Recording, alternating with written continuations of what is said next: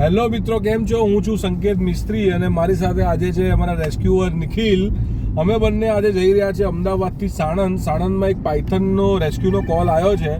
અમે લોકો on the way છીએ. ત્યાં જઈને અમે તમને બતાવીશું પાયથનના રેસ્ક્યુ કેમનું કરવું, એને રિલીઝ કેવી રીતે કરવો અને તેની સાથેની માહિતી પણ અમે આજે તમને શેર કરીશું.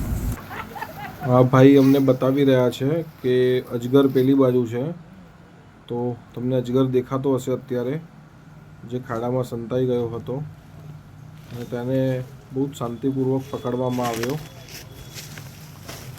હવે તેની બાઇટ કરવાની જે પોઝિશન છે એ પોઝિશનમાં આવી જશે. તમે જોઈ શકો છો, આ બાઇટ કરવાની પોઝિશન છે. હવે બાઇટ કરશે. યસ, સ્લોમોમાં પણ તમે જોઈ શકો છો આવી રીતે બાઇટ કરે છે.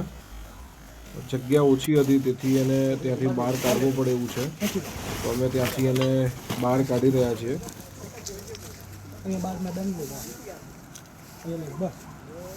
તમે જોઈ શકો છો અજગરને, જે ફરી બાઇટ કરવાની પોઝિશનમાં જ છે. જો પગ વચ્ચે આવી ગયો ને, તો તમે જોઈ શકતા હતા એમાં જે બાઇટ કરવાની પોઝિશન હતી.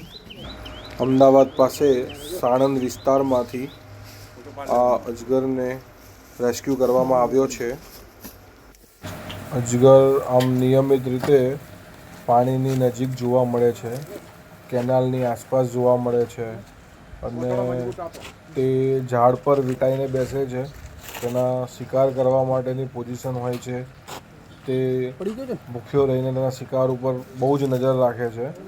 અને હવે આપણે આની લંબાઈ માપીશું કે આ અજગરની લંબાઈ કેટલી છે.